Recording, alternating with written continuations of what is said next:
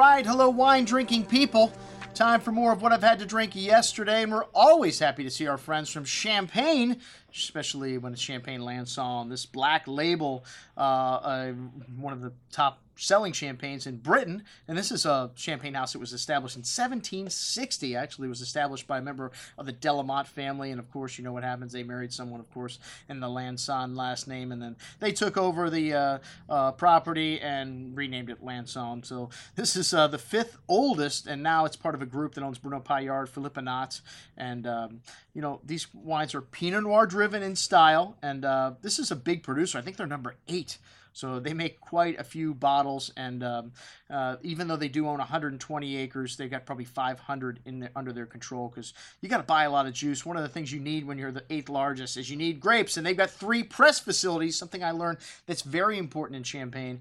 You want to press the grapes as soon as you can. You want to keep them from oxidizing. You want to keep them fresh, so the 3 different press facilities enables them to do this. The Black Label, this was created well, in the early 1990s, the early part of the 20th century, and this was they were like I said, very big in Britain, and they were their supplier to the official supplier to the British court since 1900, when Henry Marie Lanson was awarded the title of Purveyor of Champagne to Her Majesty Queen Victoria, and the non-vintage cuvee there comprises of reserve wines. They put the disgorgement date on the back label, which I love. This one was disgorged in January of 2013, which, you know, you age it for 36 months. That would make the majority of the champagne here 2009 based. You can tell approximately what vintage it's from the disgorgement date. And this wine has got a beautiful bouquet here, fresh bread dough, apples, plums, a little bit of almond, and that classic chalky minerality you get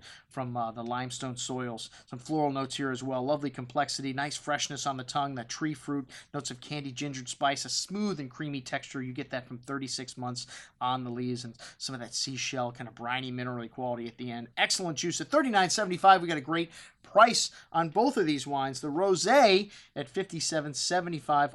Rosé, for some reason, always more expensive than the Brut non-vintage, but this one has got the same percentage, essentially, so very high in Pinot, but just 1% more, and they do blend in 6% red Pinot from Boozy, which is one of the 2 ways you can make rosé. The other way is the Saignée method, which a lot of people, to get a consistent color, blend in still red wine. This one's got a lovely bouquet of fresh strawberry and raspberry fruit, pretty floral notes, rose petals, some of that chalky minerally notes. A little bigger wine, even has a bit of tannins on the finish here, but lovely balance, that lovely fresh fruit showing through, and that distinct minerality. This wine was disgorged in September of 2013, so you can tell just how fresh the wine is. And you want a wine from Champagne if you like fresher champagne that's been disgorged closer to the date where you're drinking it. Well, check it out. Everything we've got from Lanson Champagnes here in the store. I'm your host, Andrew Lampasoni, signing off for the Wine Watch, saying remember, always drink the good stuff first.